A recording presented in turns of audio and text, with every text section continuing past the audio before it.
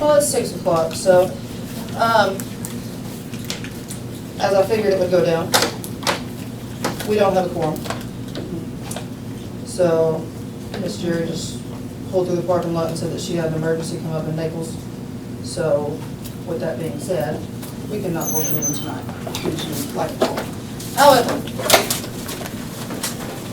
I don't know if legally I'm allowed to do that or not, but since you're all here, I don't want anybody to waste their time, and I had a statement that I wanted to make tonight. I was really hoping everybody would be in attendance to be able to comment on it, and it's a long statement, but I really want you guys to hear what I have to say, so. And I typed it up so I didn't lose my train of thought, so I won't read it. I appreciate your attendance at tonight's meeting. As we enter into election season, with early voting commencing next week, I am reminded of the commitment I made to the citizens of Lone Star when I was elected. A commitment to transparency across all aspects of government. It is a moral obligation I hold constant, regardless of the challenges it may present. Over the past month, I have been approached numerous times regarding concerns involving our city employees. These supposed issues at hand were not brought to myself or the city employees directly. The issues were circulated around until I got wind of them. Regardless of the employer of the issue, I have made it a priority to address each concern promptly. For starters, I want to revisit last month's decision to terminate Ms. Darlene Lant prior to her placement on March's agenda. She was initially scheduled for February's agenda. Following a thorough investigation into the issues raised against her, we opted to postpone her for review, providing her with an opportunity to address the concerns. Despite our efforts, the issues persisted. Water bill issues were still going on, and things were not being done in a timely manner. Wrong addresses were given on work orders when they were actually given, etc. So we decided to proceed with the termination in March. Kyle, myself, Gatlin, and Miss Jerry all met with her and explained to her the situation. It then became an unpleasant work environment for multiple employees as I got several phone calls shortly after her being placed on the agenda. I sent her home that Monday, the 18th, after work due to her having conversations with multiple employees inside the city, undermining Kyle and Corey both, and making the other employees feel very uncomfortable. When I chose to send her home early, I explained to her that if the council voted to keep her, we would pay her those 3 days that I sent her home for, but if in fact they terminated her, then it was done. After the council deliberated, it was ultimately confirmed she was not going to work out, therefore resulting in her termination. Following Ms. Lant's departure, Corey, in her new role, diligently worked to rectify issues with water bills. Despite the challenges of inheriting a complex system, Corey demonstrated commitment and resolve in fulfilling her responsibilities. While there were initial difficulties, she worked tirelessly to meet our commitments to the citizens. Mind you, we terminated Darlene on the 21st. There was the 19th, 20th, and 21st that Ms. Darlene was not there for things, and they were in limbo until the final decision was made. That Monday, the 25th, Corey was diligent about making sure everything was caught up and determined to get the water bills out by the 27th, as we had previously promised in earlier meetings when a citizen had brought up water bills going out late, and we needed to get them out earlier so you had time to budget accordingly. She got those bills out. Were they 100% perfect? No. Was the ink low on some? Yes. But there's a learning curve with every job, and she has busted her butt to get them the best she can with the short amount of time she was given. That's A. B. In the same meeting, there was an agenda item to be discussed on the EDC petition that was circulated. The issue at hand was the accusation of Cody or Kyle removing signatures and or having invalid signatures on the petition, as supposedly one of them was deceased.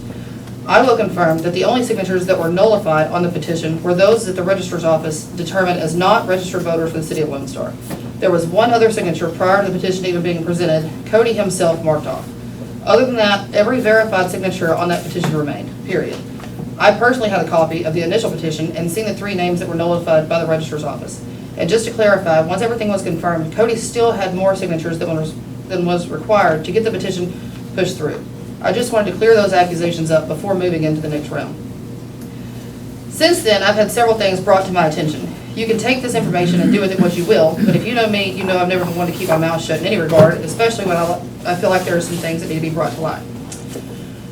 I was presented information that certain aldermen wanted Kyle, Corey, and Gatlin placed on the agenda for this month's meeting.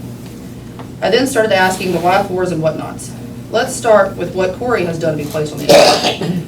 As previously stated, she got into the clerk position and did a hell of a job and has found a crap ton of back-end issues, i.e. meter readings being 0, being turned off in the system, etc. When I asked these aldermen why they wanted her placed on the agenda, the response I got was, these bills are all messed up, she printed them several times and they're still not right. Let me ask you, what job have you come into and in 3 days of trying to correct years' worth of mess, did you have it 100% perfect? Probably none. How about we give her a chance to prove herself, because despite constantly worrying about small-town politics and if she's going to get fired every month, she has stepped up and worked her ass off to try and get things corrected for the city, as well as the citizens, when it comes to this outdated software we are using for whatever reason, as well as organizing, storing old files, and being proactive with a good attitude in the front office. Who else is going to deal with that for $15 an hour and constantly feeling unappreciative? Good chance, probably nobody if I was guessing. Let's move on to Gatlin. Now Gatlin needs to be fired. On what grounds? Well, when you ask these specific aldermen that exact question, you get, he's lazy, he makes Calvin do all the work, he's seen Dangerfield at all times in the morning, he didn't take his classes yet to get his wastewater license, and that was part of the deal, etc. Let's start there. We implemented a time management system to where these employees had to come in and clock in and out every day, and where a camera is located as well, so we can do our due diligence in holding them accountable. When I was given the he's seen in Dangerfield all hours of the morning line, I asked, did you go pull the timesheets, view the cameras, see if he worked extra hours yesterday, got called out off hours, and he's offsetting time so that we don't have to pay for overtime we can't afford? Their response was no. Okay, well, he didn't go take his wastewater class either. I said, okay, let's address that. Was the initial plan to get Gatlin into the Public Works Director position and have him hold his water license as well as proceed with getting his wastewater license? Yes, 110%. However, since then, I've learned a lot. Shane previously carried the water and wastewater license when he was here. Gatlin also had his water license.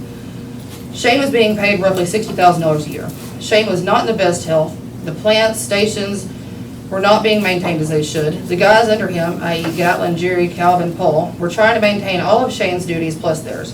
Believe it or not, there's a lot that goes into this. Daily samples to ensure compliance, weed eating religiously, grass can only be so tall at the plant, distribution system maintenance, water leaks, half-ass maintaining roads, cut-offs, call-outs, etc. The last year of his employment, Shane was in the hospital due to health conditions for approximately 8 months while being employed at the city. These guys stepped up. When this plan for Gatlin was set into motion, we said the pay for him was going to be $25 an hour. We gave him $2.50 an hour raise up front and was going to give him the other $2.50 upon him taking his license. While this is going on, we are contracting Charles Riley at $2,500 a month to operate under his wastewater license to maintain compliance. I have since realized the work involved in this and the training time, etc., is not feasible for Gatlin to run both positions effectively. Should his $2.50 be taken back? No. He runs the city as the Public Works Director and has since well before the $2.50 was voted in. When Shane was still here, there was also a fifth guy. That is no longer here either, so there is even more added duties on these guys as they weren't having to handle before. He has more than earned that $2.50. Going back to the Charles Riley wastewater license, he himself has called me and discussed this. There is entirely too much work for one person to be over both positions and stay in compliance. If you were to find a Class C wastewater operator, you will be paying $70,000 to $100,000 fresh out of school. I actually printed all this out off of Indeed, but it's in my car. Not to mention the $1,100 to $1,200 a month for benefits. We are saving the city money currently by doing it this way, and if you call any of the other small towns around us, they are also doing it this way, as everyone's trying to cut and save where they can. To close out the allegations on Gatlin, it is evident that these claims lack substance. Gatlin has been instrumental in the smooth operation of our Public Works Department, and any assertions to the contrary are unfounded. Similarly, unsustained claims were made against Kyle, our secretary. Despite inheriting a challenging situation, Kyle has diligently worked to address long-standing issues within the administration. Allegations of his absence or negligence lack concrete evidence and undermine the progress we have made under his leadership. Kyle has come into a shithole of a job. Secretary after secretary not doing their jobs, not filing reports, paying vendors, stacking up papers upon papers, no policies and procedures, no organization, proactiveness, or anything to get headed in the right direction. But steadily, Kyle's name keeps getting thrown out there to be terminated. For what? Well, when I ask that question, I get he's not putting in his 40 hours. He was seen in Naples running errands. He wasn't there this day. Same situation. I asked again, did you pull time cards? Did you go request the camera access when he's there or when he's not? Have you pulled his comp time he accumulated when he was working day in and out, sorting this budget mess out before he was officially voted in as a salary secretary? Also, did you bother to call and ask him about any of this? No? Did you call and ask me if I knew Kyle was gone? Because I know of 2 days that he let me know that he was going to be leaving at 2:30 for eye appointment, so he came in early and worked through lunch. I have it on text if you think I'm full of it, and I'd be glad to share it with you. And yeah, he left at noon to go to his son's FFA stuff after he worked 46 hours that week because we sat in a council meeting until 9:30 one night. Did you happen to think about that? Now, who's their next victim? Deanna. Why do they want her on the agenda? When asked, I was told she got paid X amount of dollars in January, whatever in February, March, etc., and she's not even there. Again, I asked, did you pull time cards?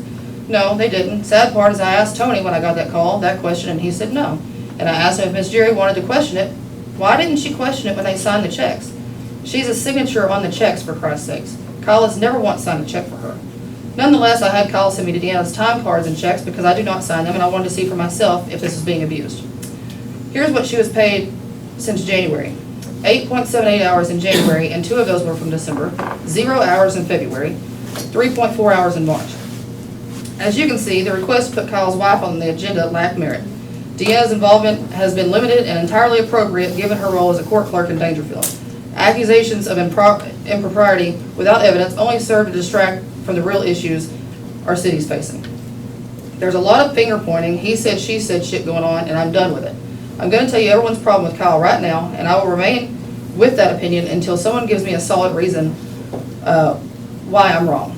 Previously, the old secretary hated Cody and now Keith, and it did not matter what they asked for, they would not comply, would not listen, and would not give them anything. Kyle and I are on the same page and have to be straight down the middle. We are not on either side of this fence that everyone knows there is. Being that Kyle don't tell either side to go pound sand, one side thinks he's now on the other team and wants him out. If that's not small town politics for you, I don't know what is. All of these employees are scared to lose their job for doing what their job is because of the control this council has and their own personal agendas. Last week, I got a call from Kyle that one of the employees was using quite a bit more fuel than the other employees, and there was one day there was 3 charges on a gas card. Kyle had just gotten the card saved in the mail. I asked who it was and was told Calvin. I asked about the mileage sheets we had asked the guys to do, and he said he had not gotten one from Gatlin or Calvin in a few weeks. I told Kyle to pull the mileage sheets he had previously gotten from them, and I'd be back in town the next day and was going to call both Gatlin and Calvin in and have a conversation that this is part of their job duties, whether they wanted to do it or not. As I promised, there would be more accountability and oversight. I then told Kyle to call the gas stations that were on the statement and see if they had camera footage, and I wanted to see if Calvin had filled his truck up, backhoe, gas cans, etc., all on the same day or what was going on. Not because I thought something ill was going on, but because of the accountability, and if I didn't question it or Kyle didn't question it, it would then get pushed off as if Kyle wasn't doing his job. Fortunately, the charges are legit. Calvin filled up his truck, filled up gas cans for weed eating, and Jerry couldn't find his gas card that day, so he met him back up there to fill his up.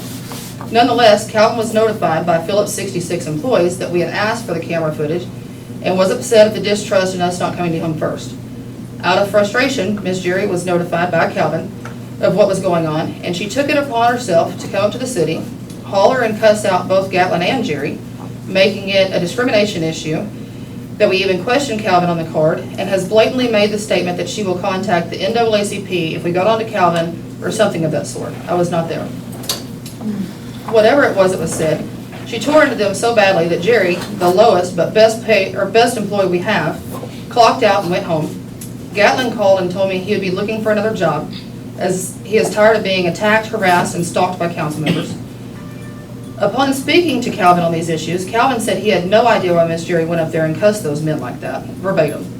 I then addressed the laziness issue with Gatlin with Calvin, and he said that has never been the case. He didn't know where Miss Jerry got any of that information at, and nobody needs to be using him for their own agenda. He also stated that Gatlin, and Jerry work very well together. They all have their own tasks to do, some as a team, and if she pushes Gatlin to leave, he as well will find another job, and Calvin will submit his resignation and go back into retirement.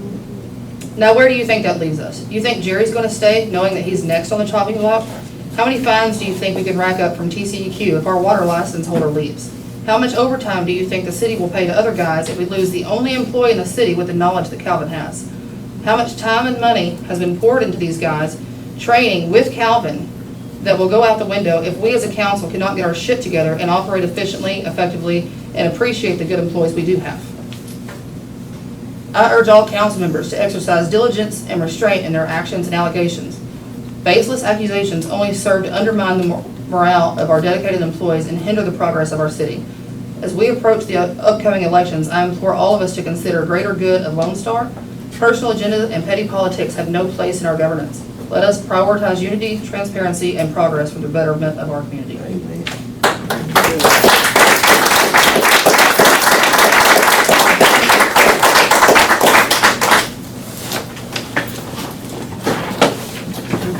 And I'm sorry that we don't have a quorum tonight. This meeting will be rescheduled.